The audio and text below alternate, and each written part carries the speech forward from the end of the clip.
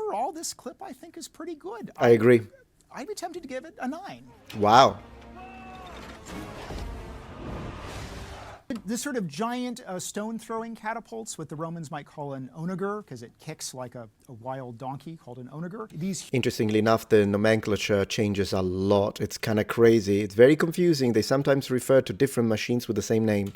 Huge catapults would probably not be deployed in a field battle. Yeah, the I agree. Romans might use catapults like that. You would use them in a siege scenario. Because when you're fighting a battle, you want artillery that you can really easily reposition as your forces. Like the Scorpio. Move across the battlefield. So the Romans do have field artillery that is tactical, can be used in a battle, but it's smaller. It can be carried on a cart. Yes. Flaming arrows might be used again in a siege Siege, scenario. yeah, because you want to burn a little bit, like if there is a thatched roof, yeah. Shoot them to light the roof of a tower on fire, Yes. or light buildings, say behind a wall, on fire. They don't do you any good in a pitched battle. If you hit a guy with an arrow, his problem is that he has an arrow sticking out of it, Yes. not that the shaft is on fire. If anything, the fire might cauterize it. Hollywood needs light, and Yeah. Flaming arrows provide It that looks for great. the kind of spectacle of the scene. If you plan to advance over a battlefield, you don't necessarily want to set it on fire before your own forces move into it.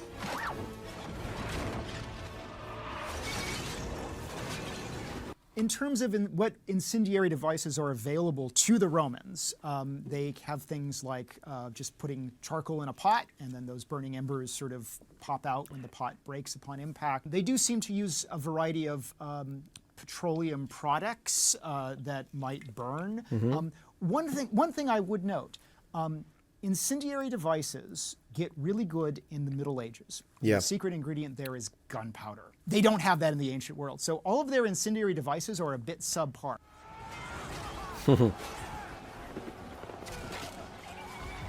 Maybe Greek fire we could talk a little bit about, but yeah. One thing that is inauthentic is Maximus leading the charge himself. Right. Roman generals almost never charge with the cavalry. Alexander the Great did.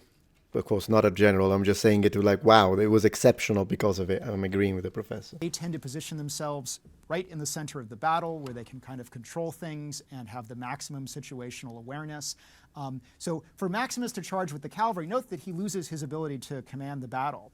He's out there wrestling with a German, and it's his subordinate who's in the center with the infantry who's actually in the best position to actually exert any kind of command and control. Maybe a primus pilus. Over that situation. Roman generals like to stay in the middle, and they usually Maybe a primus pilum. stay with the infantry, in part also because the infantry tends to be the decisive point in Roman battle. Yeah, true. The Romans basically do not use chariots in any kind of tactical way. No, they use them for the races. Pretty good though. They've got the teams with all the different colors. It's lovely.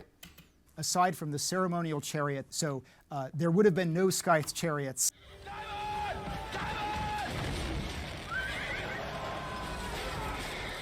I would say that is a decent formation, but if you're under any kind of cavalry attack or chariot attack, it seems one of the best things you can do is present a relatively dense massed formation that prevents any one or two people from getting picked. Yeah, what's difficult in that case is the morale and how professional the formation of soldiers is, because a dense packed formation with a shield wall can be problematic to deal with for cavalry, but only if they are very disciplined, because if they're not and they get charged by the cavalry, they will retreat, run away, break the formation, and then they are as good as dead. I'd say I'd be inclined to give it around a 7.